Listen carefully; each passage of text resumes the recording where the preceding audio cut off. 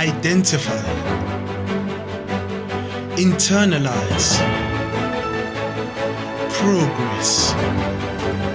If you want truth, we are that truth. Come rain or shine, you'll find what you're looking for. We are the custodians of truth. The surgeons that bring light out from the darkness. You want the revolution? We are the revolution. This is the revolutionary.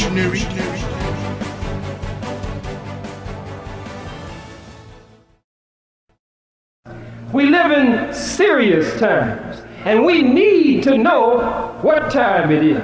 You are listening to the Revolutionary Radio, African Eyes Radio. In the Bible, in the 3rd chapter of the book of Ecclesiastes, it says there's a time for everything under the heavens.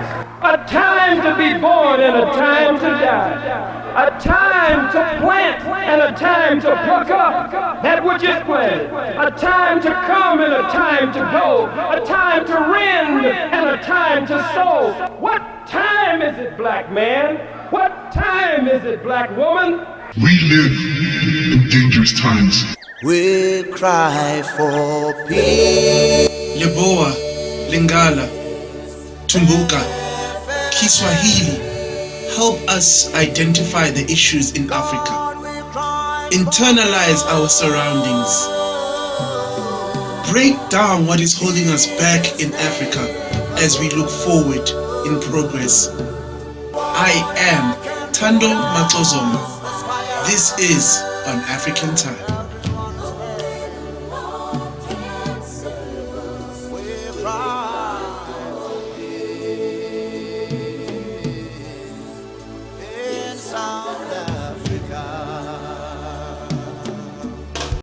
Welcome to African Eyes Radio. My name is Ntando Macozoma, your host, doing the most. I promise to always give you more and I'll never give you less. Nonetheless, we always have to start off our show with the greatest of success.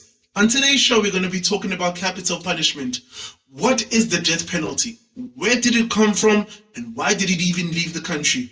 That and more. And later on in our segment, we're going to have a special guest who's going to discuss the matter with us more in detail so we can just break things down. But before we even continue on that segment, please hit us up on our WhatsApp line. I want to hear your views, your reviews, your comments, your voice notes about the matter. So the number is 079-089-3671. Don't forget to follow us on our Facebook page, which is African Eyes Media. As well, we're on our Instagram. Follow us and we'll follow you back with love, which is African_Eyes_Media in small caps, ladies and gentlemen. We'll have that and a lot more coming up. And don't forget, you still tuned in with me, Ntando Macozoma, on African Eyes Radio, and this is On African Time. You are listening to the Revolutionary Radio, African Eyes Radio.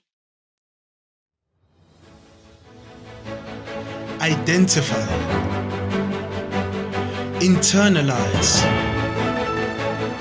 Progress. If you want truth, we are that truth. Come rain or shine, you'll find what you're looking for. We are the custodians of truth. The surgeons that bring light out from the darkness. You want the revolution? We are the revolution. This is the revolutionary.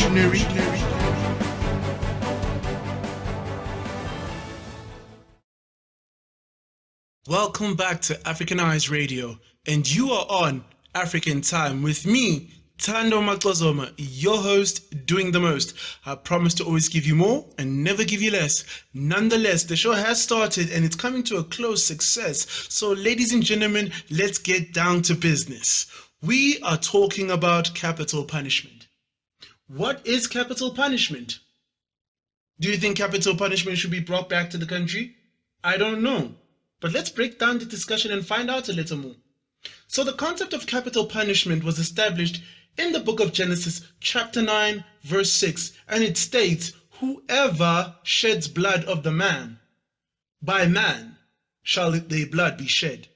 Welcome back to the show, and if you just tuned in, you are listening to African Eyes Radio.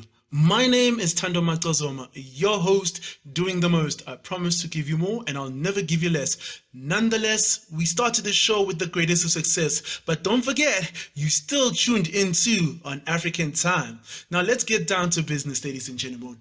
What is capital punishment? Deep words. What is capital punishment? The death penalty.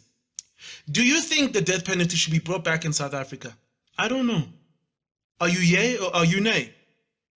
Let's just break down the concept, because capital punishment was established in the book of Genesis, chapter 9, verse 6, and it states, I quote, "Whoever sheds the blood of man, by man shall their blood be shed." I think those are prophetic words, ladies and gentlemen. I'd just like to repeat that again. That was deep. It says, whoever sheds the blood of man, by man shall their blood be shed. Romans chapter 13 verse 4 specifically discusses the concept of government's authority mandating the instruction. So in all, it states, as I quote, "He, the ruler, does not bear the sword in vain." Wow. Ladies and gentlemen, we have to break down the English language sometimes, because some of us, the bounds and barriers, we're not so strong in English because, English is not our mother tongue. But I want us to go back in time when we read that passage of Romans, because we have to know where we come from before we know where we're going to, ladies and gentlemen. So back in the 1800s, our forefathers' times, way before our grandparents were born, there was always a concept of wrongdoing. But there were no places where you could segregate the wrongdoers or the people that did injustice to the society. So certain lords, ladies, chiefs, kings and queens were appointed by society. Now, ladies and gentlemen, I'm breaking down from past and present to the modern day thing. If you understand, it's mob justice. But this time they had courts in front of the society. And how they broke it down was, if you did a crime, the wrongdoer and the victim would be present with the society around, and the one who'd become the judge would be the chief or the leader appointed for that certain area. And what would happen is, the crime that is committed, if undoubtedly the judge and the jury, which is the society, finds this person guilty, without a shadow of a doubt, a punishment would concur by an executioner of the society appointed by the judge. So that means in those times, if you stole, for example, food, and you were justified for it, there are punishments that would still be carried out. But now let's say you entered someone's place and you stole with the intentions of ill doing, where you're stealing gold, their labor, unnecessary things, not necessary for sustenance. Mind you, ladies and gentlemen, I'm not promoting crime, but I'm just trying to justify the whole thing in conclusion that if you did a certain crime, like saying stealing something of valuable objective, and now you were caught, your punishment, hypothetically, would be someone severing your hand. Now this serves, ladies and gentlemen, as an example, as the ends justifying the means. So every single time you create a crime, the answer is the punishment. It's not only set as an example, but it is a warning for future wrongdoers. So I don't know. You have to call in. You have to hit our lines. I need to hear your views and reviews. So don't forget, it's still our WhatsApp line, 079-089-3671. We're still on our Facebook page as well, African Eyes Media. As well on our Instagram, African_eyes_media in small caps. Follow us and we'll follow you back with love. Now back to our segment, ladies and gentlemen. We're talking about capital punishment. How does it apply? When does it apply? When did it all start? Is it really needed right now? Are you yay or are you nay? Ladies and gentlemen, there's also something that dwelled in my mind when we're speaking about this. The Sharia law. Now, I want to break it down, ladies and gentlemen. What is the Sharia law? Now, breaking the whole concept down, Sharia law is only applicable to Muslims under the Islamic law, where there is no separation of state and church. In simple English, in the eyes of the law, we are all equals. You can be a pope from church or a businessman on the street, or even a peasant of the ordinary Joe and Joe, you are seen as equal. There's no stature, there's no label. You are a simple person, whether it be male or female, with the same rights. So if you do a crime, the punishment will be harsh, ladies and gentlemen. I don't know. These are my opinions, but I'm also got the facts. So I need to know from you. What do you think? Because then let's also look back at the first recorded capital punishment that happened. As I remember, it was stated that in the 1600s in Egypt actually, before Christ was born, the first recorded capital punishment was in Egypt 1600, right?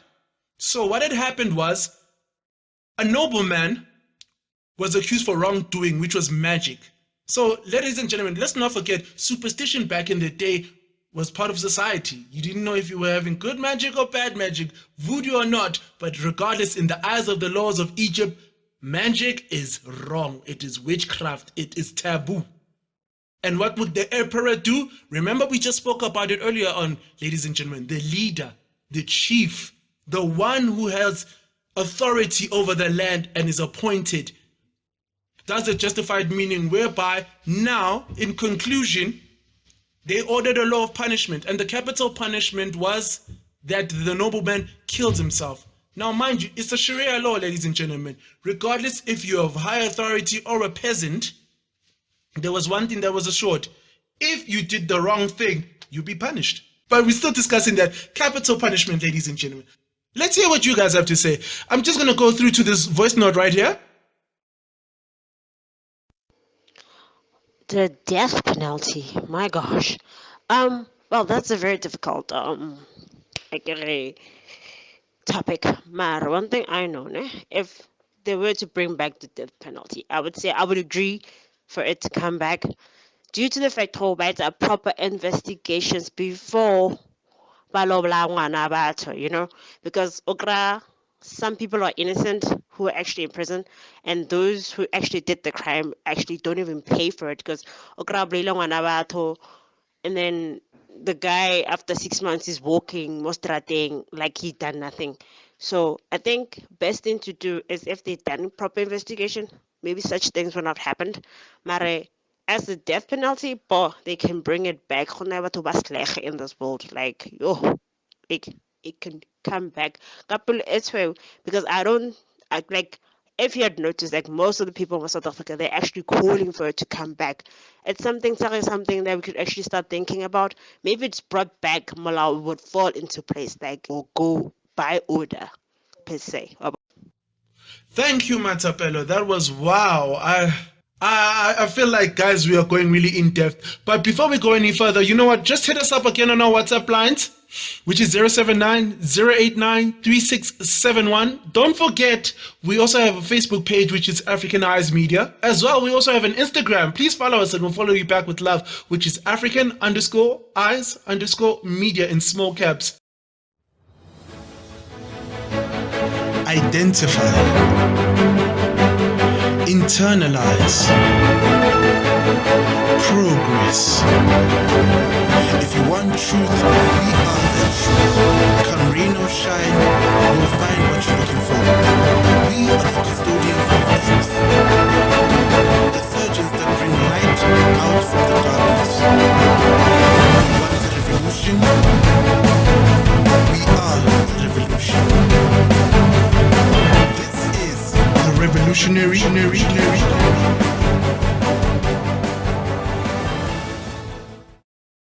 You are listening to the Revolutionary Radio, African Eyes Radio. Welcome back. If you're just joining us, where have you been? Ladies and gentlemen, you're still listening to African Eyes Radio, and this is on African Time. With your host, Ntando Macozoma, doing the most. I promise to always give you more, and I'll never give you less. Nonetheless, we started the show, and right now it's looking like a great debate in success, don't you think?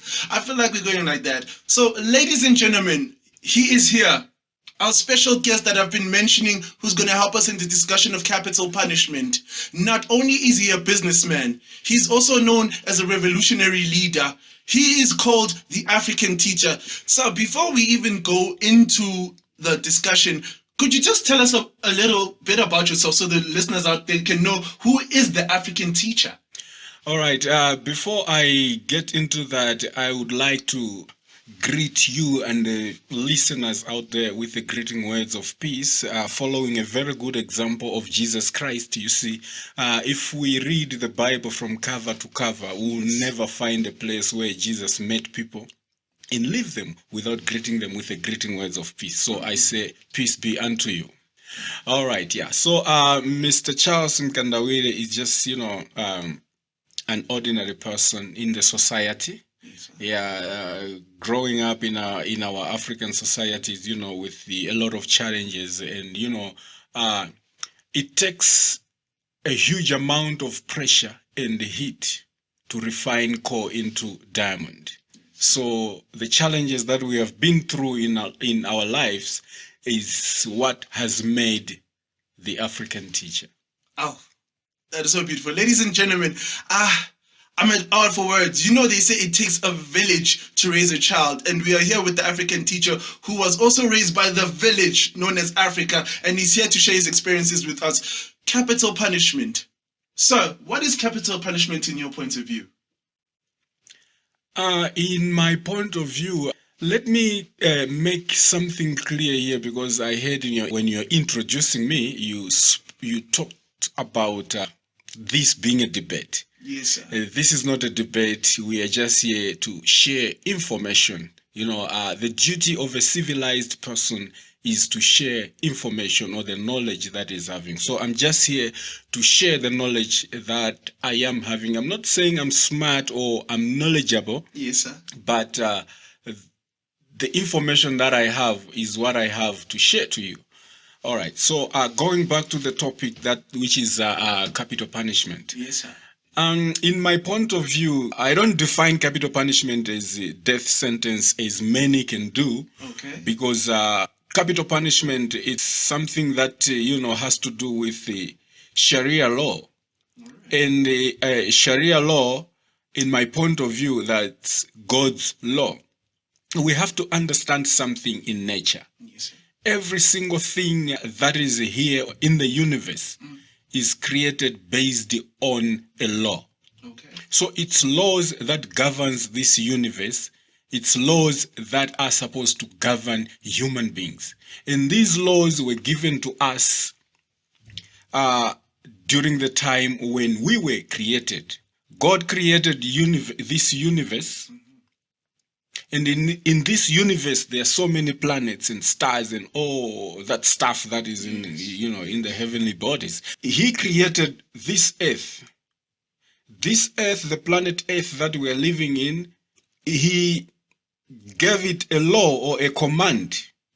You have to travel at this speed, which is 1,037 miles per second. And not even a single day this earth has said, oh Lord, I'm tired now, I'm going to slow down a little bit because my knees are...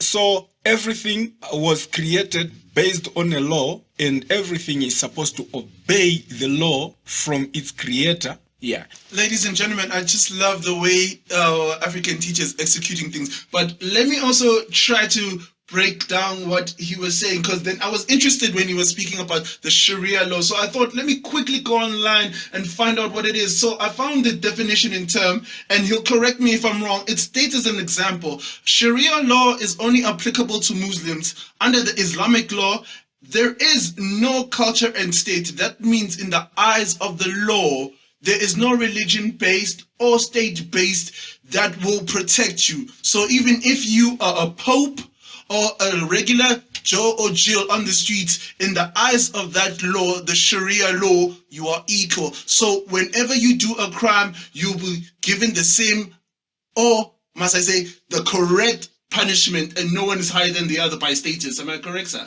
Yes, that's true. And that is why I said it's God's law, because if you can look, if we can play with words here, no one is above the law. Right. We are all equal under the law. Yes. And when we come to God, we are all equal in the sight of God. And let's talk about the law. Yes, sir. The Sharia law, according to the definition that you have given us, it's something to do with the Islam. Yes, sir. And if we break down, we define what is Islam. Islam is just obedience to the Creator. Yeah. So, as I was stating in my first statement, to say that everything was created based on a law, True. and everything is supposed to obey the law under which it was created. True. So the planets, everything obeys the law, but except man. Man deviated from the law, and remember, the law is a straight thing. True. We always, talk about you are breaking the laws. Okay. But look, take it from the African teach. The law is a straight thing. Right. It's there. It was, put there. No one can break it. If you find yourself that you didn't obey the law, it does not mean that you have broken the law. It means that the law has broken you, because the law, it's a straightforward thing. It cannot be broken. You are just too weak to follow the law. Ooh. Rules and regulations. So if you stick by that certain law, should you deviate, it's not the law that is wrong. It is actually you. Your weakness. Because you fail to be disciplined in following the laws laid of the land. Yes. Wow. Yeah. So that's something that we have to know when it comes to, laws. So man chose to deviate from the law that he was given by God. And right now, as we are speaking, man has invented his own laws, other than that which God gave him. That is why man he is in this state that he is right now, committing crimes each and every day, just because of the disobedience that we did from obeying the law of God. Yes, yes. Now, African teacher, one thing I'd also like to ask, from my point of view, do you know nowadays people, to the listeners out there, you'll correct me if I'm wrong, I think most of us are caught in the middle. Some are for, some are against the whole capital punishment regime, because they think that it's always harsh to a certain extent. Do you feel like these practices can still be continued in this day and age? Because then, like you said, it is the main law, but it seems a bit ancient. And some people would say that now, when you apply these laws to modern practices, it makes people look barbaric or savage.